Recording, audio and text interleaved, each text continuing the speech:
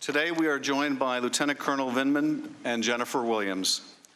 Lieutenant Colonel Alexander VINDMAN is an active duty military officer who joined the Army after college and served multiple tours overseas, serving in South Korea, Germany, and Iraq.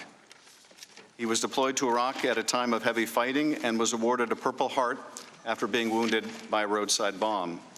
Since 2008, Colonel VINDMAN has served as a foreign area officer specializing in Eurasia, serving both at home and in U.S. embassies in Ukraine and Russia.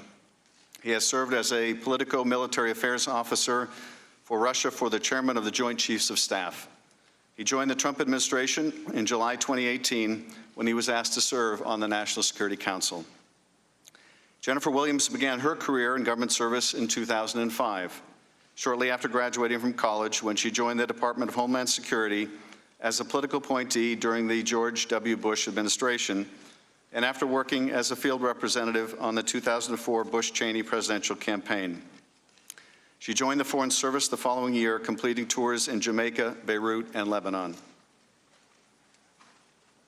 Prior to joining the office of the Vice President, she served at the U.S. Embassy in London as a public affairs officer.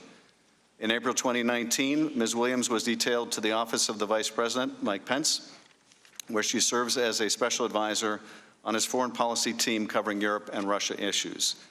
In that capacity, she keeps the Vice President aware of foreign policy issues in Europe and Russia and prepares him for foreign policy engagements and meetings with foreign leaders. Two final points before witnesses are sworn. First, witness depositions as part of this inquiry were unclassified in nature, and all open hearings will also be held at the unclassified level. Any information that may touch unclassified information will be addressed separately. Second, Congress will not tolerate any reprisal, threat of reprisal, or attempt to retaliate against any U.S. government official for testifying before Congress, including you or any of your colleagues. If you would both please rise and raise your right hand, I will begin by swearing you in. Do you swear or affirm that the testimony you are about to give is the truth, the whole truth, and nothing but the truth, so help you God?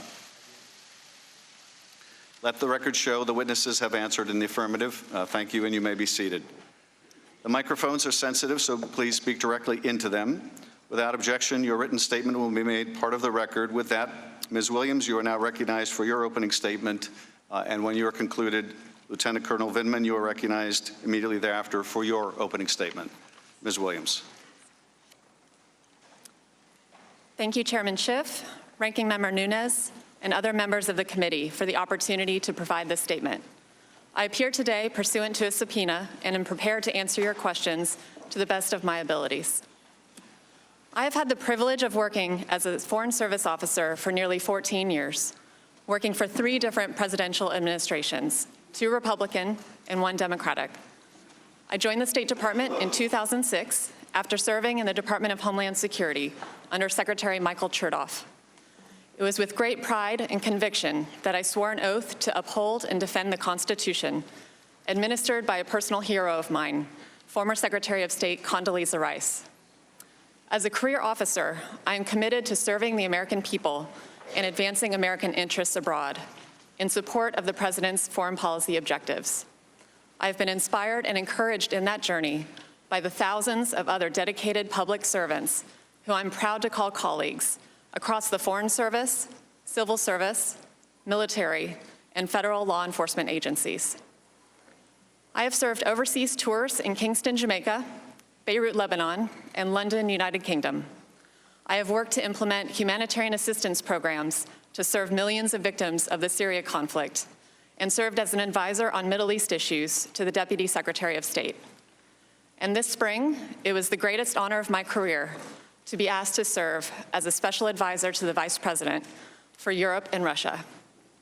Over the past 8 months, I have been privileged to work with the dedicated and capable men and women of the Office of the Vice President to advance the administration's agenda. I have also worked closely with talented and committed colleagues at the National Security Council, State Department, Department of Defense, and other agencies to advance and promote U.S. foreign policy objectives. In this capacity, I have advised and prepared the Vice President for engagements related to Ukraine. As you are aware, on November 7th, I appeared before the committee for a closed-door deposition pursuant to a subpoena. I would like to take this opportunity to briefly summarize my recollection of some of the events I expect the committee may ask me about.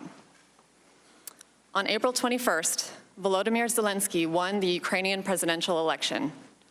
On April 23rd, the Vice President called to congratulate President-elect Zelensky. During the call, which I participated in, the Vice President accepted an invitation to attend President-elect Zelensky's upcoming inauguration, providing that the scheduling worked out. The Vice President had only a narrow window of availability at the end of May, and the Ukrainian Parliament would not meet to set a date for the inauguration until after May 14th. As a result, we did not expect to know whether the Vice President could attend until May 14th at the earliest, and we made only preliminary trip preparations in early May.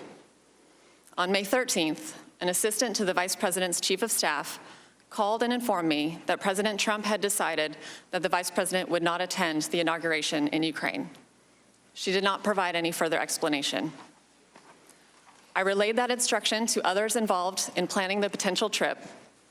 I also informed the NSC that the Vice President would not be attending so that it could identify a head of delegation to represent the United States at President-elect Zelensky's inauguration. On July 3rd, I learned that the Office of Management and Budget had placed a hold on a tranche of security assistance designated for Ukraine. According to the information I received, OMB was reviewing whether the funding was aligned with the administration's priorities.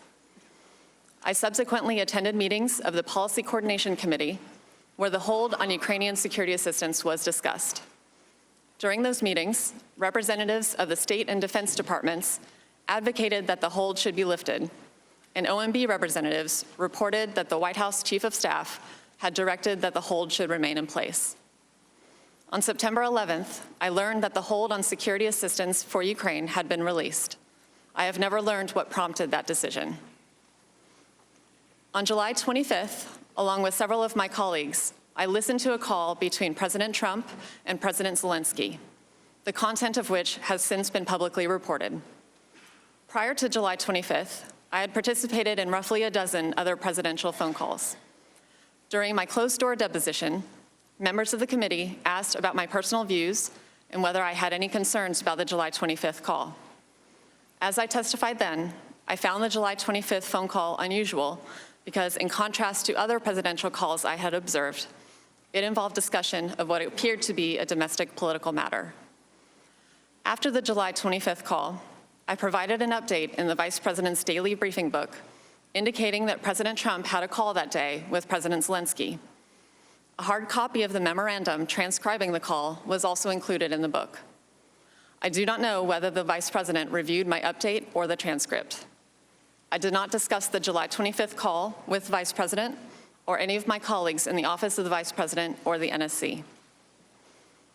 On August 29th, I learned that the Vice President would be traveling to Poland to meet with President Zelensky on September 1st.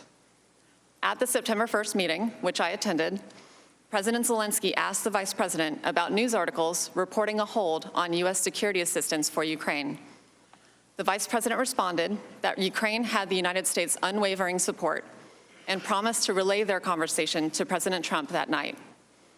During the September 1st meeting, neither the Vice President nor President Zelensky mentioned the specific investigations discussed during the July 25th phone call.